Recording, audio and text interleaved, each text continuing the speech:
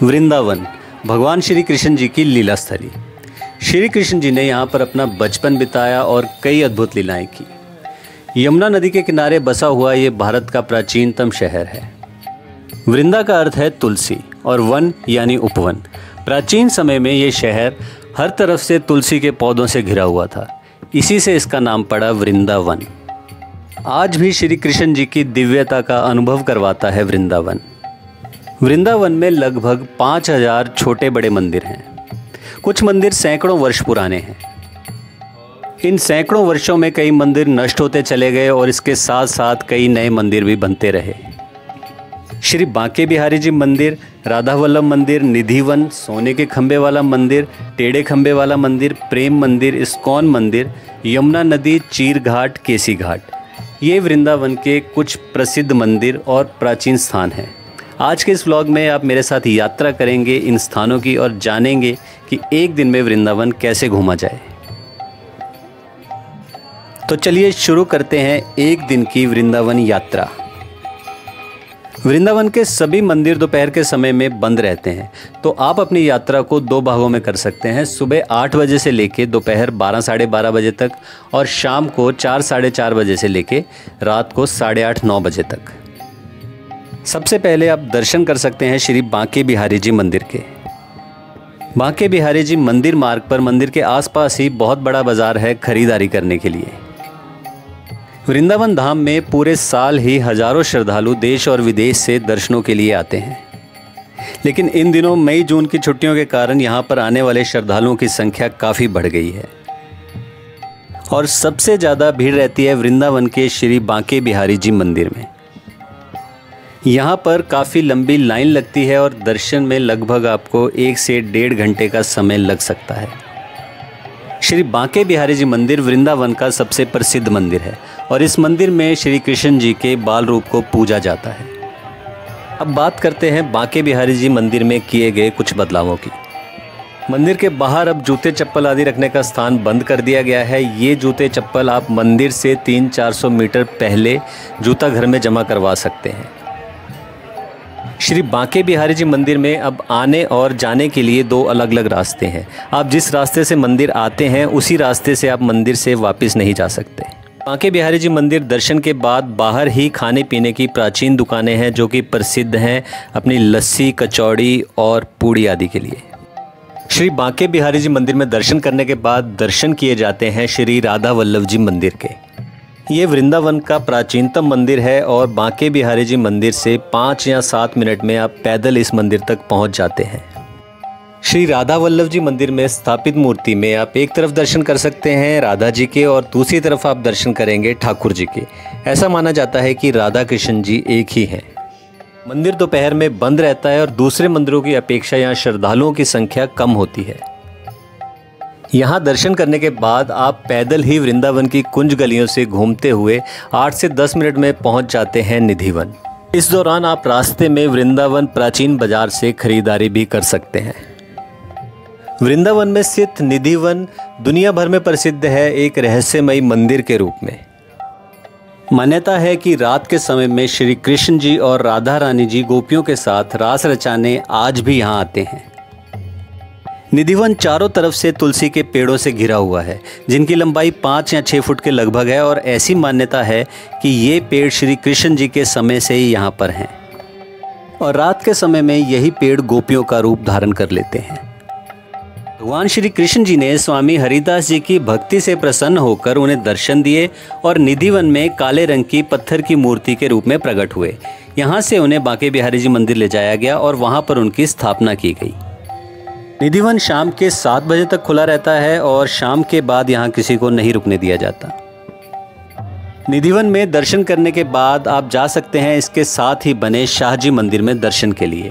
ये मंदिर प्रसिद्ध है अपनी अनूठी वास्तुकला के लिए। सफ़ेद संगमरमर से बने इस मंदिर में श्री राधा कृष्ण जी की पूजा की जाती है। ये वो टेढ़े खंबे हैं जिनकी वजह से इसे टेढ़े खंबे वाला मंदिर भी कहा जाता है। वृंदावन की कुंज गलियों में घूमते हुए अब अपना चश्मा, टोपी, पर्स, मोबाइल, खाने पीने की वस्तुओं का खास ध्यान रखें क्योंकि बंदर आपसे ये छीन कर ले जाते हैं और आप इस तरह के नज़ारे आम ही देख सकते हैं। निधिवन से पैदल ही 10 मिनट में आप पहुंच सकते हैं रंगजी मंदिर। इसे सोने के खंबे वाला मंदिर भी कहा जाता है। इसका मुख्य द्वार राजस्थानी शैली में बना हुआ है और अंदर पूरा मंदिर दक्षिण भारतीय शैली से निर्मित है। यह मंदिर मुख्य रूप से भगवान विष्णु जी को समर्पित है।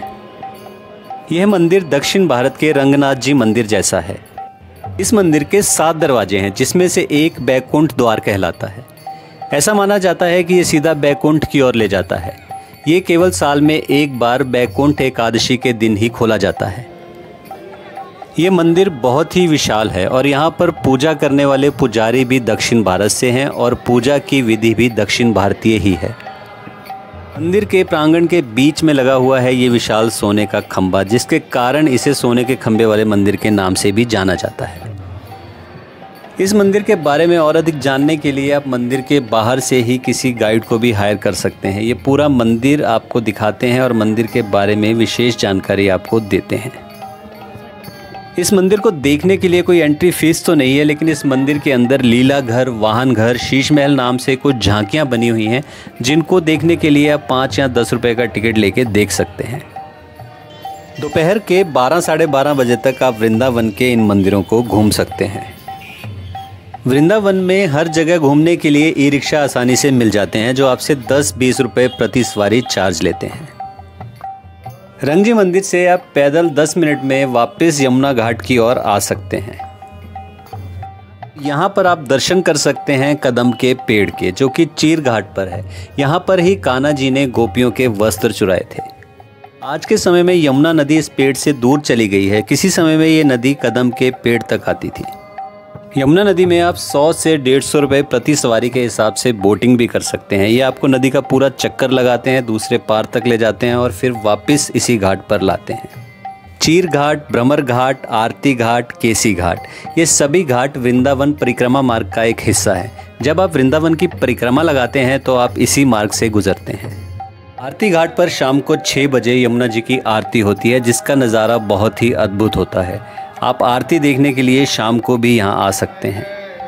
शहर में कुछ समय आराम करने के बाद आप शाम को जा सकते हैं दर्शन करने के लिए वृंदावन के इस्कॉन टेम्पल और प्रेम मंदिर के। इस्कॉन मंदिर केवल भारत ही नहीं बल्कि विदेशों में भी काफ़ी प्रसिद्ध है। इसे कृष्ण बलराम मंदिर और अंग्रेजों के मंदिर के नाम से भी जाना जाता है। देश विदेश से आए श्रद्धालुओं के द्वारा यहाँ पर सारा दिन ही हरे कृष्णा कृष्णा कृष्णा हरे हरे, हरे रामा रामा रामा हरे हरे कीर्तन का गुणगान किया जाता है। दोपहर के समय में ये मंदिर भी बंद रहता है। आप सुबह 4:30 बजे इस मंदिर में होने वाली आरती में शामिल हो सकते हैं। रात के समय में ये मंदिर लगभग 8:30-9 बजे तक खुला रहता है। इस्कॉन मंदिर से लगभग 400-500 मीटर की दूरी पर ही आप जा सकते हैं प्रेम मंदिर में दर्शन के लिए। इसी रास्ते पर आपको कई विदेशी भक्त भगवान नाम का कीर्तन करते हुए उनके नाम का आनंद लेते हुए मिल जाते हैं। अब बात करते हैं वृंदावन के एक और लोकप्रिय मंदिर प्रेम मंदिर की। प्रेम मंदिर में हजारों की संख्या में श्रद्धालु दर्शन के लिए रोज आते हैं। इस मंदिर की स्थापना जगत गुरु कृपालु जी महाराज के द्वारा की गई थी। ये मंदिर 54 एकड़ की ज़मीन पर बना हुआ है और काफ़ी विशाल है। इस मंदिर में भगवान श्री कृष्ण जी की लीलाओं को झांकियों और चित्रों के रूप में मंदिर की दीवारों पर सजाया गया है। इस मंदिर को देखने का सही समय शाम का ही है, क्योंकि शाम को यहाँ पर लाइट और लेज़र शो होता है।